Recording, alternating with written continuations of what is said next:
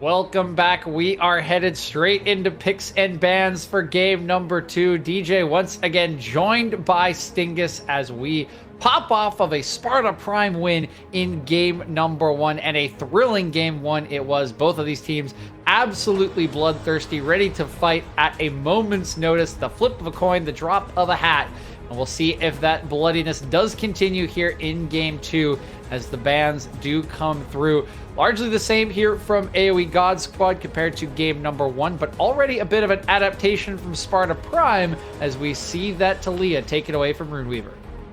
Yeah, that is very interesting. I'm kind of surprised at Callista banned 2 games in a row. I don't think she's very strong right now. Maybe they're afraid of like a Callista solo lane flex, but I don't know. I feel like there's just a lot of good answers into it right now. Karma first pick, very, very good. That's exactly what AOE wants. I was going to say, there's the loss of the Prio, right? They actually dropped 2 bans here, Sting. They dropped the Jin Zhao ban down. They dropped the Talia as well down to the ban table. And so the Karma just ready and available. And I got to be honest, I think this is really good. It's not like Jin Zhao's the only like jungler that can skirmish in the early levels. Volley Bear Karma's nothing to laugh at. I would expect this to get locked in if Sparta Prime do not take it for themselves. Yeah, I'm really looking...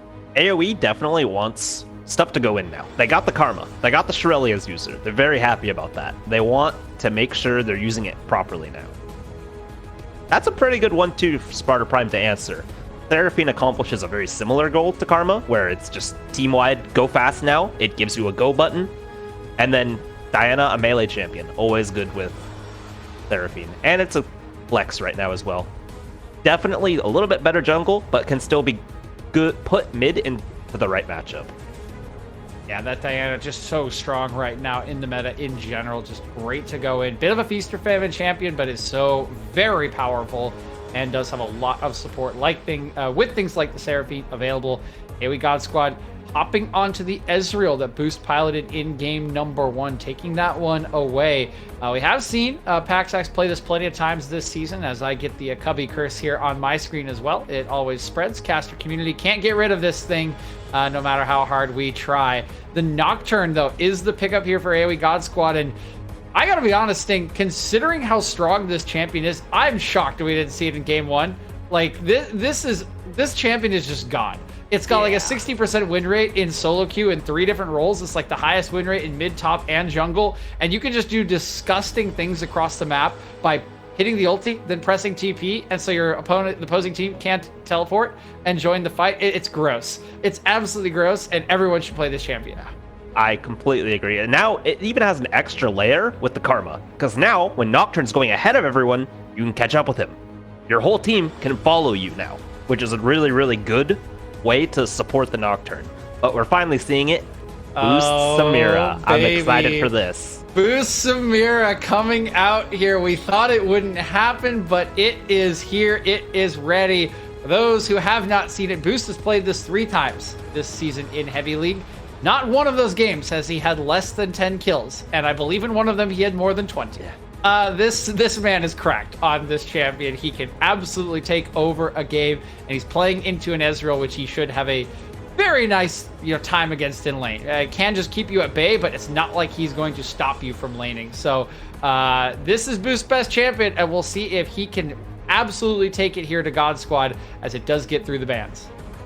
Yeah, the only problem with picking Samira there, now it kind of says where your Diana and Seraphine are going, because you're not going to put Seraphine bot with Samira. That's really, really silly. So it tells them Diana's jungle, Seraphine's mid. And then there's the Rel. That's pretty good with Samira. They have a lot of go in, and now 2 CCs that Samira can knock up, which is nice. I was gonna say, about as good as it gets. This is the old combo here from spring, Sting. The Rel Samira combo was out in force in spring season before the Rel did find some counterplay and got some well-deserved nerfs to bring it back to a balanced level, but this is still a very aggressive kill lane and a very great combination for team fights.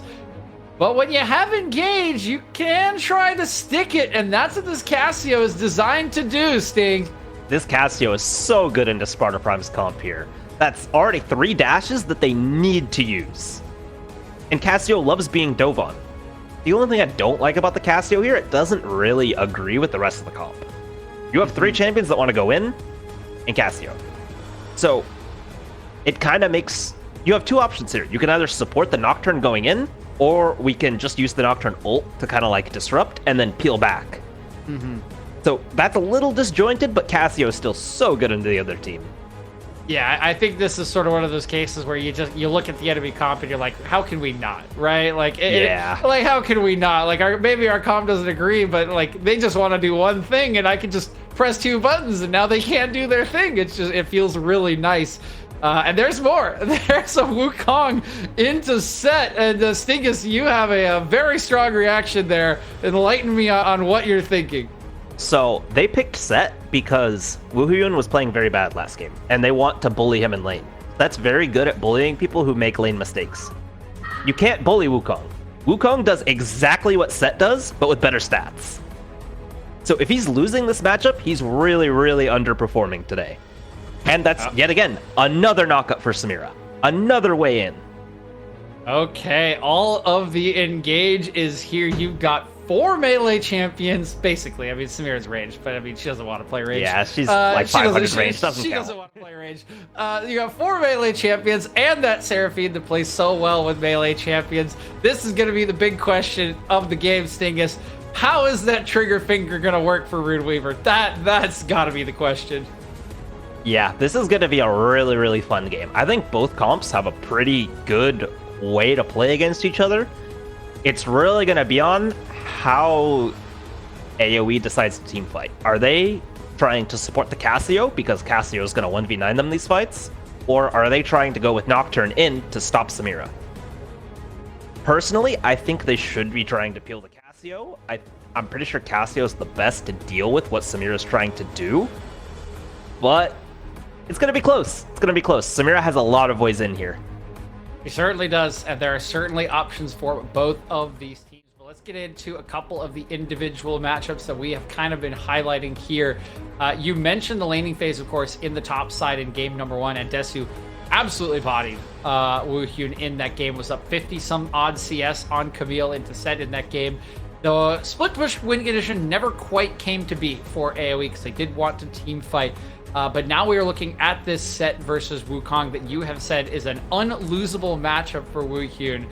So how is he going to try to play? Is he just TPing into fights? Is this a split push, or is this just lane safe full 5-man dive into the face roll into the enemy composition? Set into Wukong's kind of like a game of chicken. Whoever tries to stop fighting first loses, but Wukong's able to keep fighting longer. But it's not really a kill threat lane. It's more like you're going to be down 20 CS to me, and then we're going to team fight, but Wukong scales better than Set. So it should be a mostly farm lane, but we'll see. We'll see. Okay, if that's a farm lane, then where are your eyes trained for this early game? We do see Mel Scout hopping onto the Nocturnes, played this a couple of times. Where are these junglers going to look? I know both of them definitely want to more power farm this game, right? We're looking at those level 6 marks as being very important for both of these champions to do what they need to do. If there is any action, where are your eyes trained, or are we just kind of waiting for an objective around level 6 to go full ham 5v5? I think this is going to be a mostly teamfight game. AoE doesn't really have a good lane they can gank with the Nocturne unless they're counter ganking.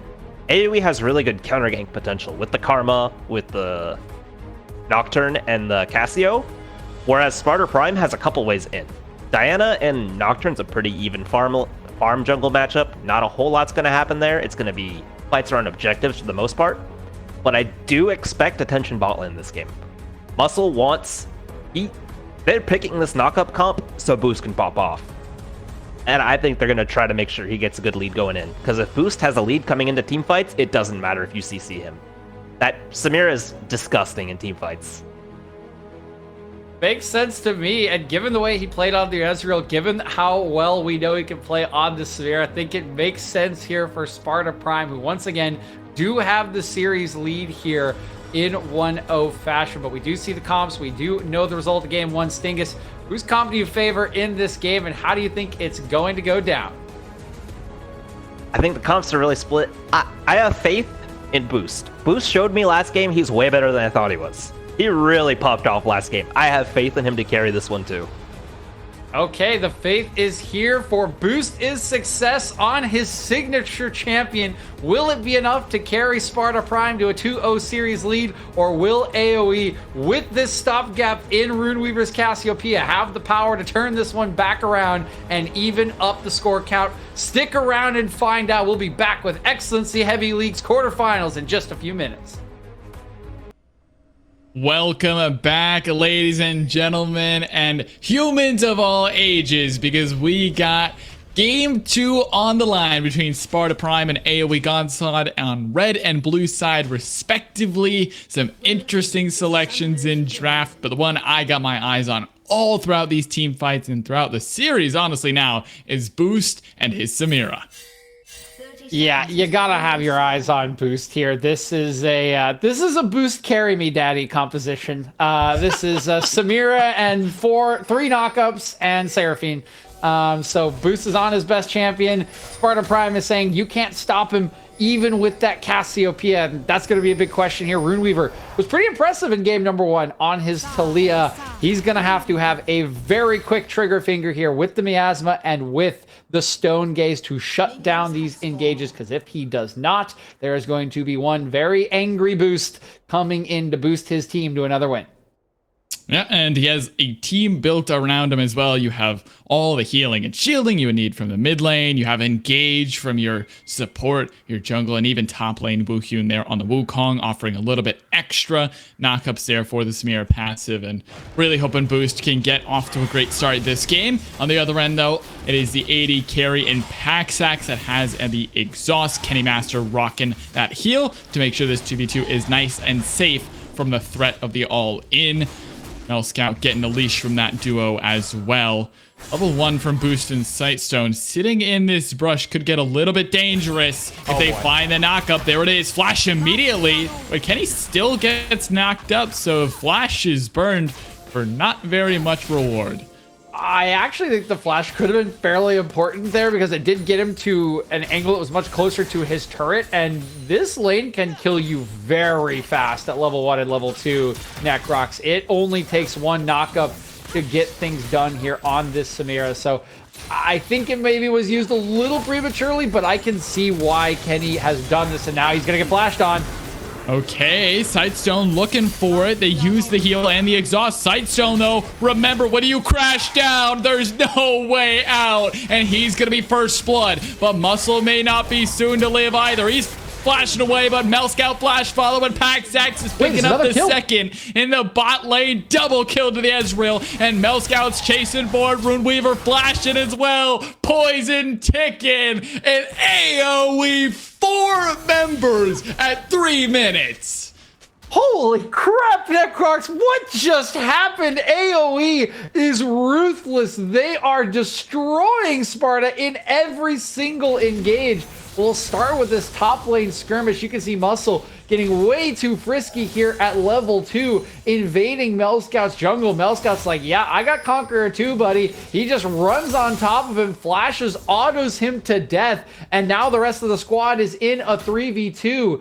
Runeweaver gonna flash over the wall to get the rest of the damage done here. The poison ticking, the red buff ticking, one more fang will do it. And while all this is happening, the bot lane is just smurfing all over Sparta Prime's win condition in Boost. We wanted Boost to carry Sparta Prime's composition. Well, he just got absolutely decimated by Kenny and Paxax. Kenny flashed away level 1, but he had the heal and had so much damage and slows to come out of that Karma kit that they take down the support and then follow up on the AD carry. AOE, Stingus was talking about them getting slapped. Well, they have slapped themselves awake, and they are ready for this game too, Necrox. Man, what a start to things here for AOE, already with a 2,000 roughly gold lead for this squad, only at about 4 minutes. And that 2v2 in the bot lane, there is a lot of damage for Boost and Sightstone, but if you whiff the initial engage, if you do not find enough on the front end, that back end is going to hurt. Nice haymaker, but Woohyun's going to use a little bit of trickery to get out of that one. Make sure his health bar is just fine as both junglers headed towards his top side are going to meet in the river. And with top laners are low, it's like sharks in the water. And Desu flashing away, but Muscle still wants to play. Haymaker going to be popped, and Muscle's going to be dropped. Mel Scout picking up number 2 for himself. A TP in for Moonweaver just to make sure Muscle cannot get away. And that is number 5-0 for AOE. AOE can do no wrong here. Necrox and Desu was desperately trying to push that wave underneath the turret to get a reset. That's why he took all that damage. Both junglers recognize it. They walk up to the top lane to protect their solo laners, but guess what? One of them's already really ahead here, Necrox, and had double buffs. They walk into lane, they don't have the damage, and Mel Scout and Desu clean them up with the help of Runeweaver's TP. AOE just continues to pile it onto Sparta here in the early game. Knock up into Paxax, but the stun will not land with the attract repel, which means Muscle's gank fizzles out on bot side, and he is beginning to flounder. DJ trying to force something topside, he dies. Tried to force an invade before that, he dies. Tries to go bot side, doesn't get anything. And now he's just down and farm, down kill participation, and there's not much for this Diana to do except continue to try to look for plays. Stop Amy, though, being forced out means he has no cooldowns to burn to assist the gank, and that is 3 failed attempts in a row from Muscle in the jungle. Yeah, and it's worse because of the fact that he's a Diana. This is a very feast or famine jungler. It needs to get kills. It needs to be ahead. Otherwise, when you just run into the enemy composition, you just kind of die, right? You just kind of get blown up when you do try to get in there. Meanwhile, though, we got it all in, and top lane, Woohyun. And Desu is so close here. Woohyun needs one more dash in the queue. Oh, look at that. Even though he had the wrong play earlier, he found it this time. Solo kill in the top lane for Woohyun. Will be traded back for the Drake, but gotta give props to Woohyun. Didn't have a great performance in game 1, but he brought it back, getting himself one-on-one kill topside. Yeah, that's big time for Woohyun. We were criticizing his game 1 performance on the set. He gives himself the Wukong and fights back here despite Andesu having a slight lead from the assist he got from his jungler. He gets the first kill on the board in the 1v1. Make sure this is not going to be a perfect game for AOE. That was a long way away, but we got to mention it here, Necrox. We got to mention it was a possibility. And a nice bounce back. And that could be very important considering how critical he will be to the engages that are to come later. First one could be coming up around the next Drake in 4 minutes. Certainly is a key part of this team. And the key of Sparta, I would argue, is Boost, who is keeping himself up in CS despite the early lead that Paxax had found for himself. So well done to Boost there. Make sure he can keep last hitting these creeps. Loses one. Think he lost the other one there, but hey, those don't count. They're only casters. They don't count for a lot of gold. But Andesu is a pretty big paycheck if you can grab it. Nice clap together with the face breaker. Here comes the Paranoia to turn around the play, but Andesu's the first one to fall. Flash away, but here comes a tether from Melscout with a flash follow. He's feared up on Muscle dashing out, and Woohyun bonking him upside the head with a damage stick. Shut down to the monkey. Trickery and all kinds. Sparta Prime fight back. And that is so huge for Sparta Prime. Muscle was in a ditch, Necrox. He was so far down, 0-2, and that was some trickery. He hides just out of vision here. You'll see it on the replay. He's not in vision. This is a control ward, and Desu has no idea he's there as the engage comes through. And it's here. Mel Scout tries to use the ulti, the Paranoia, to slow this one down to get his top laner out of trouble. It's not enough. Flashing away his muscle after picking up the kill, and then in the 2-for-1, Mel Scout just doesn't quite have enough. He's not on the mythic item, and they'll pick him up as well, getting a shutdown onto Woohyun. That is beautifully done with a Lunar Rush from Muscle, by the way, to get back to the minion wave to make sure Mel Scout can't continue the damage. Two-shot barrage turret in bot lane going to be used just to make sure this wave crashes in, and Boost cannot stay under his turret all too safely. Does have Muscle sticking around, even uses the whirlwind there to make sure he can stay ticking up with these potions. The Vamp Scepter as well, so we'll be able to heal up.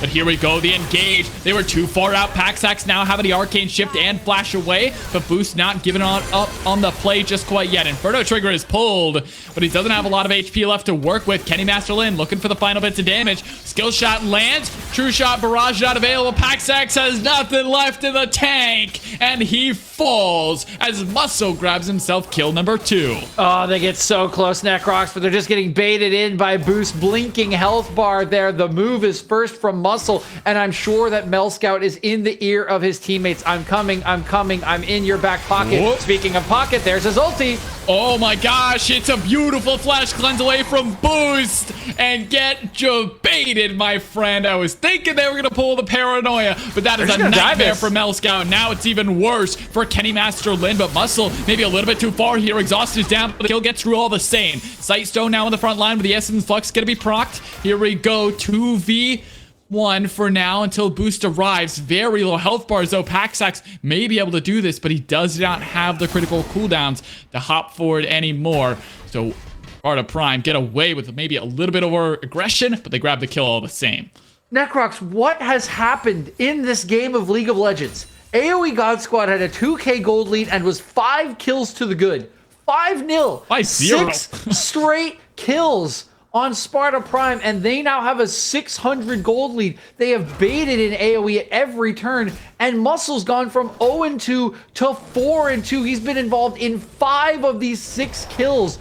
I was getting ready to go through the whole Diana is not good from behind. Diana has to jump into your composition. She's just going to die. Diana on 1 item, not that great. Diana on 2 items or accelerated, fantastic. And now Muscle, he's accelerated all of a sudden. Necrox, he's already got his Sork Shoes and 2 components towards his mythic item.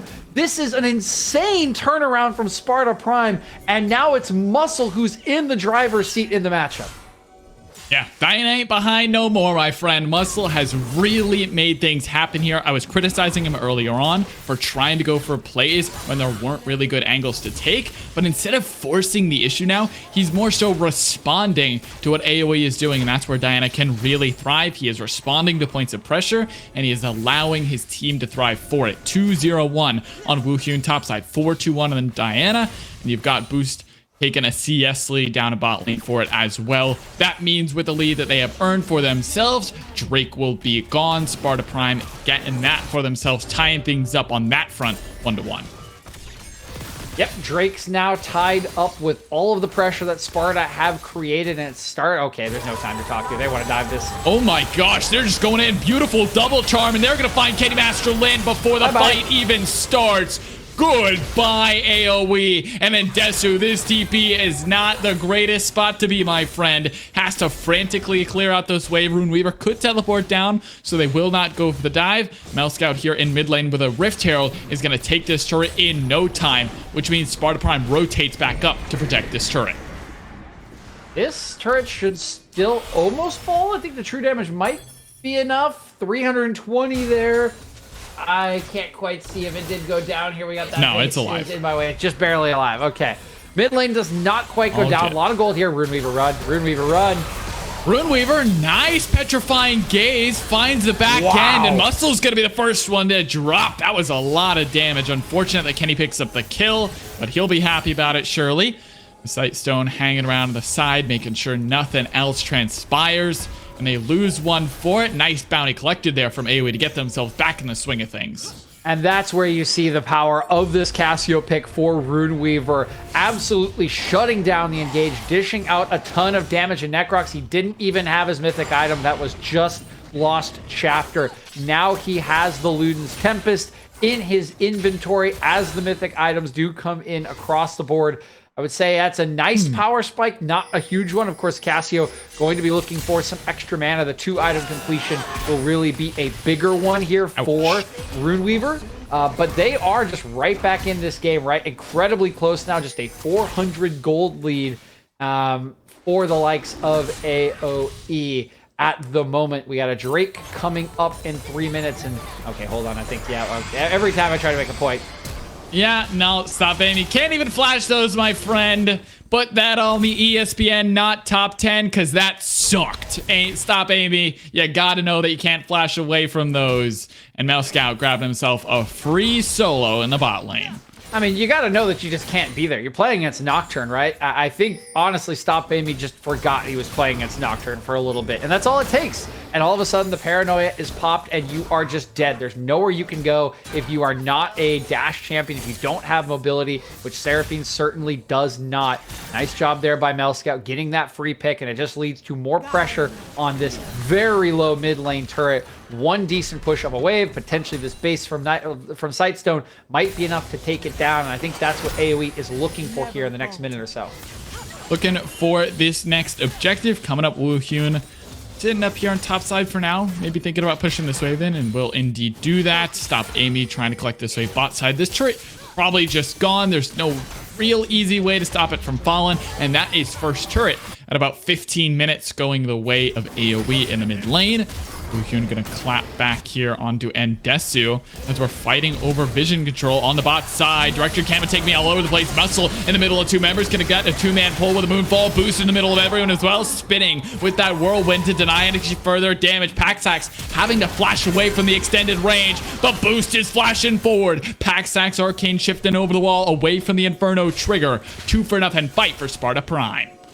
Yep, and there's the power of Sparta's engaged composition. They absolutely pulled the trigger in an instant. Muscle landing the 3-man moonfall, bursting out the enemy members, and there's so much follow-up from this team composition. If Runeweaver's not there, which he was not sitting in the bottom lane, there's no way to stop the engage. There is no stuff, there is no blocker, and that is the result. 2 members down, the mid lane turret forfeit as well, and we are back to a lead for Sparta Prime as there, even a flash coming away from Kenny Masterland.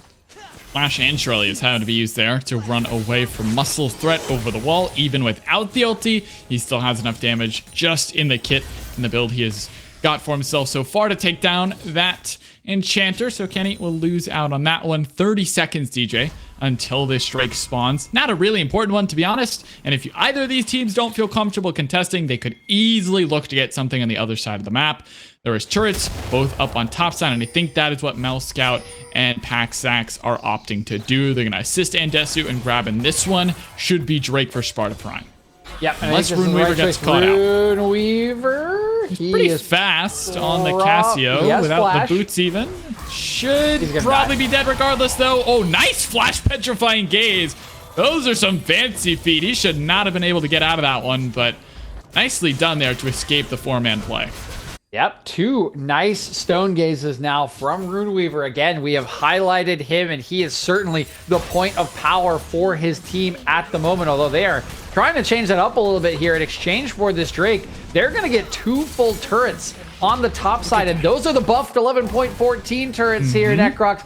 Those are worth 600 smackaroons. That's a lot of gold over to AOE's pockets, and you can see that is a positive trade for them as they push their lead to 2K. And Engage barely not going to come through. I really like that decision. Like you said, they don't need to go for that Drake. They have Runeweaver scaling. They just need to keep him alive. They can fight over the next one when Runeweaver is on a bigger spike.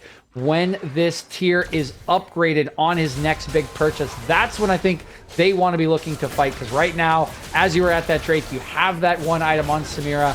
The shield bow, such a big spike for her. You've even got the damage on the Seraphine and the Divine Thunder on the Wukong. So I think the right decisions being made here from AOE. Yes, they give up a Rift Herald on the back end of it, but they can be very happy with what they've gotten as they continue to look for Runeweaver to hit those critical power spikes. And Desu trying to walk into his own jungle, though, may just get caught out, having to burn the flash. And it looks like without any extra cooldowns, Sparta Prime will let him live. But a flash is still the same. Scout on bot side, meanwhile, pinging his way on to stop Amy. And this is not a fair fight, man. It is a singer versus a literal living nightmare. No way out. Encore doesn't even go through. Here comes the teleports to reinforce the fight, though. Woohyun trying to arrive, but Endesu making the play. Scout now popping the paranoia. The fear will still follow, but a nice re-entrance from Yuhu, another Cyclone, who still has charge number 2. Out of mana, though, does not have much to fight back. Haymaker doesn't connect at all, and Wuhyun may just win this fight. Boost is showing up as well to make sure it's not a fair one, and Desu's gonna be burned away by the Inferno Trigger. And a 2-for-1 will go the way of SB once again. Yeah, I got bad news for you, Endesu. You don't win that even without the help of Boost there. Wuhyun absolutely had that one, even with no mana. Divine Sunder, so strong. We even heard it from Stingus on the desk.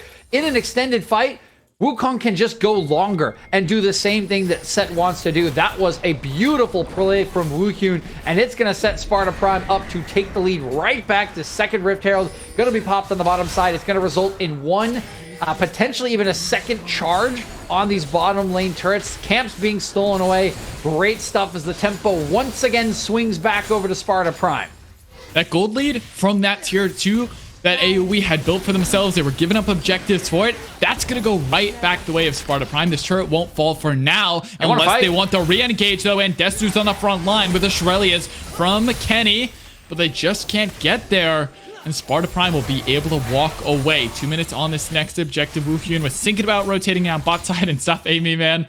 Yeah, this is feels bad for the Seraphine. No lane at all belongs to you. So we'll just have to go to the one that is pushed in the furthest, trying to pick up as much gold before this next objective fight. Yeah, next objective still a decent ways away here, Necrox. Minute 45 seconds. Going to be a lot of setup, and critically, Rune Weaver, that second item, it is in, baby. Even picks up a blasting wand on top of it. Very, very powerful. I think he might be working towards a... wait, why am I blanking? I'm blanking on the penetration. Void Staff. Void Staff. Yeah, yes. Yeah, he's working towards Void Staff here. So he'll be extremely strong on 3 items, and this is the hero, right? This is the player that AOE God Squad need to carry them through this game. He has the stop engage button with the Stone Gaze, with the Miasma. He's very, very fed, 233 CS. If I could get the production to toggle the gold here, I'm pretty sure he is far and away one of the strongest members in the game.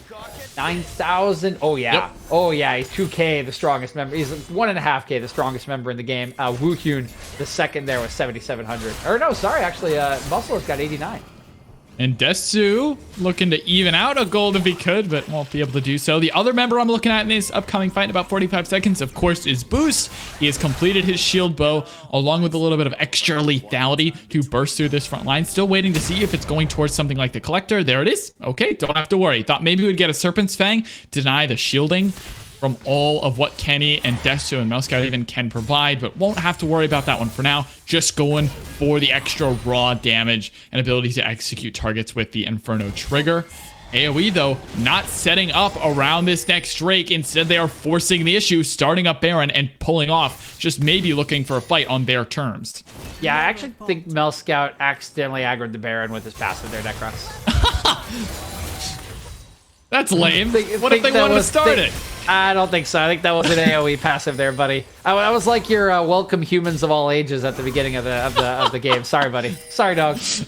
It's an accident. Accidents happen, and so far, maybe it wasn't an accident, DJ. Maybe this time they want to start it up for realsies as they are headed in that direction, but instead, they're just hanging around, not doing all too much. So count me wrong twice. One more, I'm out of the broadcast. That's strike 3, and Sparta Prime get themselves third Drake. I am a little surprised that AOE wasn't that interested in the third Drake. They're hanging around here. He actually used it already. He uses the Stone Gaze. What? It's not available now. What in the world? Okay, Magnet Storm, you know, pulling in water from the river in case you were thirsty. Get yourself an extra drink. Muscle flashing forward, finding a huge ulti on 2 members. And Desu's gonna go low with a nice clap back with a Haymaker. Going golden now is Muscle buying a little bit of extra time. Boost having to use the Whirlwind to keep himself alive as well. He cannot enter the fight. Kill number 1's gonna find its way into Mousescout. Wuhyun's gonna drop as well to another Haymaker. Boost is down, and this is an AOE fight if they want it. It is only 2 members surviving. Stop Amy at 1, Muscle even lower, and Desu's on the chase, and I do not think this Seraphine will live. Kenny is dead, and so is Seraphine. Muscle barely limping away in the end, dead. But he is not long. 5 members taken off the board, and AOE get all 1 that they wanted, and are now going to start up this Baron. Oh yeah, this Baron's gonna die in an instant. You've got a Fed Cassiopeia. Let's take a look at the replay though. This looks so bad for AOE because this is the stop button. This is the Stone Gaze used onto one member. It only stuns the support, slows 3, and now it's not available. That is why Muscle flashes. He knows that Runeweaver cannot stop him. Rocket Belt flash into the ultimate. He gets 2 members, but Runeweaver flashes away and they can't follow up. The Paranoia does so much work to cover the tracks of AOE, but meanwhile, picture in picture, we do have the Baron take. They're running for the hills. Axax trying to get himself away. Just gonna go down though. So 80k already killed. At least there's something on the back end here. They commit Stop Amy's teleport for it. And critically, the only thing in that last fight that I don't think you got to touch on was Boost was zoned away the entire time. That area to fight is not all too great for Boost because he has to worry about threats over walls, threats out of vision, so he has to back up, play it too safely, and then finally when he decides to dive back in, there is not enough support from the team, and he gets no value at all. With Baron, though, in hands here for AoE, they should be able to push out in this game, unless Sparta Prime want to set up in their jungle and wait and lay a trap. Yeah, we'll see what Sparta Prime want to do here, but they are up against it a little bit in these fights. Runeweaver's 3 items. He didn't actually go for the Void Staff. Instead, he goes for the Rylai's. Needs to run for the hills. Oh, this might be trouble. There's no flash on him. Gonna be stunned up and taken out. Runeweaver is the next carry to fall with his Baron buff. Paxax had already died, so it's only the top side plus support to carry this purple buff the next little bit. Drake up in 2 minutes. 2-shot barrage will be denied there by the Samira W, as that is power creeped ability if I've ever seen it. Wave actually going to be in favor of Sparta Prime even through the Baron with a numbers advantage. Yeah, that's honestly a big mistake from Runeweaver, who has been the hero of the game thus far for AOE, just kind of randomly getting caught out with Baron on his entire team except for Paxax. It just completely stifles the push, and now you can see Sparta Prime, they're just going to give up this Drake because they are already on Soul Point, and they're just going to push out their waves. So this is basically a reset map state and only a 2-ish K gold lead for AOE. They're teleporting into mid, but I don't think it's for the fight. I think it's just to reset this Drake up in a minute. Again, I think Sparta will seed this most likely. Woohoo doesn't have TP. He's actually basing now, but on the other side of the map is Muscle. I don't think they're interested. They're just going to reset the waves. Top wave already all the way down, working on the bottom wave. They don't need to take this Drake. They can try to work towards spikes, try to reset the map state, and then look for another play, for another big engage, another pick onto Runeweaver. I think that's what Sparta should be looking for, and that seems to be the plan. Really smart here not to walk into the bot side jungle at this time. They do not own this territory on Summoner's Rift. They are up in time if they did want to fight, but it would be a late push at best. And the 25 seconds on it, I think for now they're just looking to earn priority over mid-wave, but there could be a fight regardless. Mel Scout has that Paranoia to force the issue. Again, True Shot Barrage not finding much value, but it's Sparta Prime taking the command over mid lane, and Amy denying much entrance back in. Tier 2 under fire. That one's going to drop.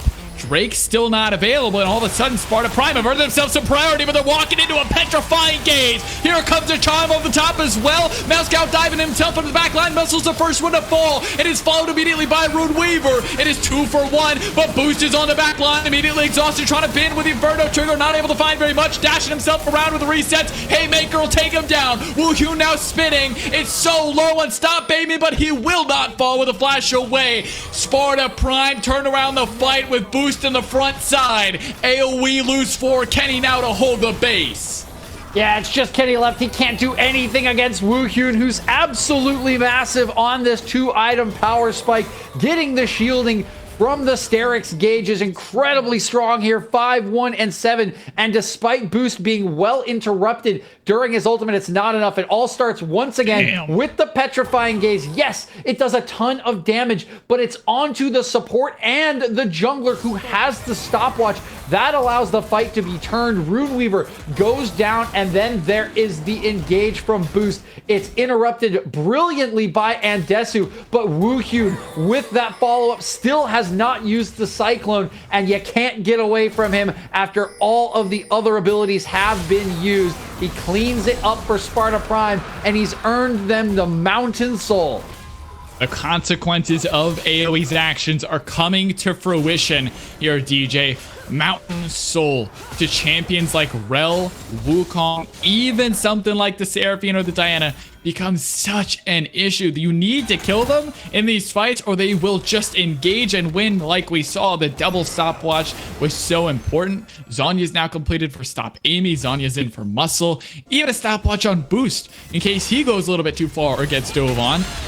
Sightstone looking for something, doesn't find very much. The rocket but won't get it either. Still has the QE if he wants it. Muscle thinking about it, does not land the mark, so we'll have to walk away. Scuttle though is there, so that is vision that is unclearable around this Baron that is up in about 30-ish seconds.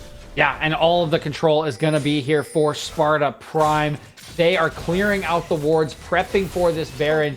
AoE is just trying to push out the waves, and you can see some of the problems coming in with their comp. Again, we talked about they have a bit of a mixed identity as to whether they want to engage or whether they want to be engaged on. And at this point in the game, it is much more the latter. With all of the stopwatches, defensive options that Sparta Prime have, you cannot engage on this composition. That Petrifying Gaze needs to be saved for the engage, for the counter engage when Sparta Prime goes in. I need Runeweaver nearly on 4 items here to save that ability. I think it was viable usage earlier on. I think it did get punished, but I think you had a reasonable, it was reasonable to use it without all these stopwatches, right, Necrox? But now, with those stopwatches, you can't burst them out. You need that spell for disengage. It needs to be saved for the counter engage at this point of the game. And Runeweaver really needs to value his life. He is level 17, 287 CS, nearly on 4 items. If he goes down, all is lost for AoE.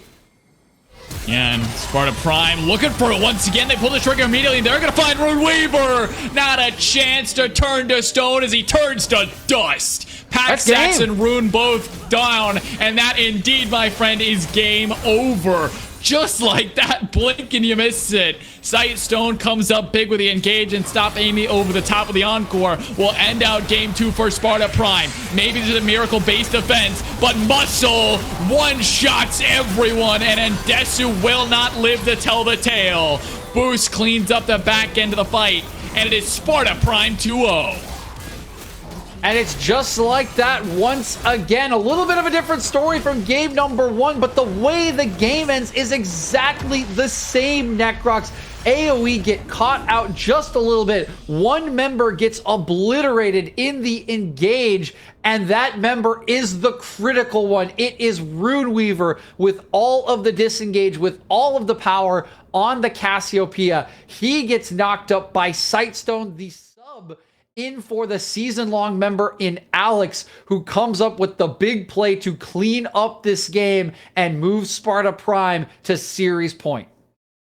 That is not the way I was expecting this series to go, DJ. Sparta Prime taking their engaged composition and making it look good. AoE now have lots of things to change up in the upcoming drafts and the upcoming way they play these games out. Sparta Prime, I don't know. Nothing looks broke to me so far. Woo Hyun, even a top side, making it look good. He was probably the weakest member, you would argue, in game 1, but even he's turned things around. So AoE, things to switch up. I'm curious your thoughts. Is there anything they can change, or is it just gameplay that they need to fix? I think a lot of it does come down to the execution, right? This looked a lot like, more like the comfort that they wanted, scaling up something Stingus asked of them, and Runeweaver, he's comfortable on this Cassiopeia. He played the game out pretty well. He was 5-0 at one point with a couple of assists. He just got caught out in the mid lane one time, and then again at the critical moment. We've seen that twice now. So while I think you could maybe look at some slight draft adaptations, I think even more than in game number 1, this was very, very close. And I do think it came down to that mistake in the mid lane. You get caught out, the game's just over. You can't be making that mistake. And if you don't, you can win those team fights.